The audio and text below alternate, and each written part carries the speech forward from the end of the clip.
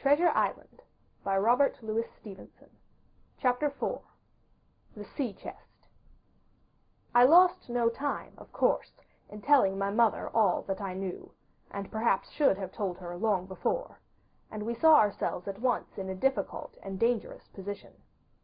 Some of the man's money, if he had any, was certainly due to us, but it was not likely that our captain's shipmates, above all the two specimens seen by me, Black Dog and the blind beggar, would be inclined to give up their booty in payment of the dead man's debts. The captain's order to mount at once and ride for Dr. Livesey would have left my mother alone and unprotected, which was not to be thought of. Indeed, it seemed impossible for either of us to remain much longer in the house. The fall of coals in the kitchen grate, the very ticking of the clock, filled us with alarms. The neighborhood, to our ears, seemed haunted by approaching footsteps, and what between the dead body of the captain on the parlor floor, and the thought of that detestable blind beggar hovering near at hand and ready to return, there were moments when, as the saying goes, I jumped in my skin for terror.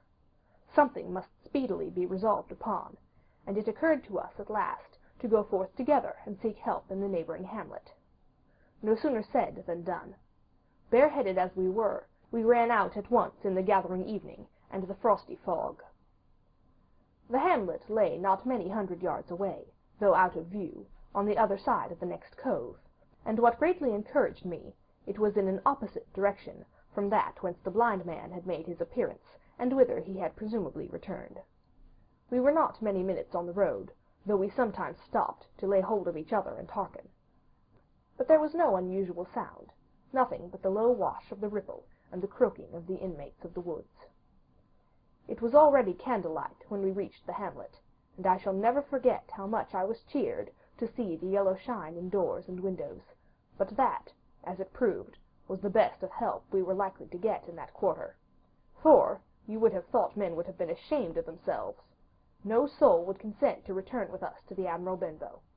The more we told of our troubles, the more, man, woman, and child, they clung to the shelter of their houses. The name of Captain Flint, though it was strange to me, was well enough known to some there, and carried a great weight of terror. Some of the men, who had been to field work on the far side of the Admiral Benbow, remembered, besides, to have seen several strangers on the road, and, taking them to be smugglers, to have bolted away, and one, at least, had seen a little lugger in what we called Kit's Hole. For that matter, anyone who was a comrade of the captain's was enough to frighten them to death. And the short and the long of the matter was, that while we could get several who were willing to ride to Dr. Livesey's, which lay in another direction, not one would help us to defend the inn. They say cowardice is infectious, but then argument is, on the other hand, a great emboldener, and so, when each had said his say, my mother made them a speech. She would not, she declared, lose money that belonged to her fatherless boy. "If none of the rest of you dare," she said, "Jim and I dare. Back we will go the way we came, and small thanks to you big, hulking, chicken-hearted men. We'll have that chest open if we die for it. And I'll thank you for that bag, Mrs. Crossley, to bring back our lawful money in." Of course I said I would go with my mother, and of course they all cried out at our foolhardiness, but even then not a man would go along with us. All they would do was to give me a loaded pistol, lest we were attacked, and to promise to have horses ready saddled, in case we were pursued on our return, while one lad was to ride forward to the doctor's in search of armed assistance. My heart was beating finely when we two set forth in the cold night upon this dangerous venture. A full moon was beginning to rise, and peered redly through the upper edges of the fog, and this increased our haste, for it was plain, before we came forth again, that all would be as bright as day, and our departure exposed to the eyes of any watchers. We slipped along the hedges, noiseless and swift, nor did we see or hear anything to increase our terrors, till, to our relief, the door of the Admiral Benbow had closed behind us. I slipped the bolt at once, and we stood and panted for a moment in the dark, alone in the house, with the dead captain's body. Then my mother got a candle in the bar, and, holding each other's hands, we advanced into the parlor. He lay as we had left him, on his back, with his eyes open, and one arm stretched out. "Draw down the blind, Jim," whispered my mother. "They might come and watch outside. And now," said she, when I had done so, We have to get the key off that. And who's to touch it, I should like to know? And she gave a kind of sob as she said the words. I went down on my knees at once. On the floor close to his hand there was a little round of paper, blackened on one side. I could not doubt that this was the black spot, and, taking it up, I found written on the other side, in a very good, clear hand, this short message: "You have till 10 tonight." "He had till 10, mother," said I, and just as I said it, our old clock began striking. This sudden noise startled us shockingly, but the news was good, for it was only 6. "Now, Jim," she said. "that key." I felt in his pockets, one after another. A few small coins, a thimble, and some thread and big needles, a piece of pigtail tobacco bitten away at the end, his gully with the crooked handle, a pocket compass, and a tinder-box were all that they contained, and I began to despair.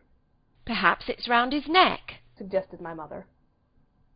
Overcoming a strong repugnance, I tore open his shirt at the neck, and there, sure enough, hanging to a bit of tarry string, which I cut with his own gully, we found the key.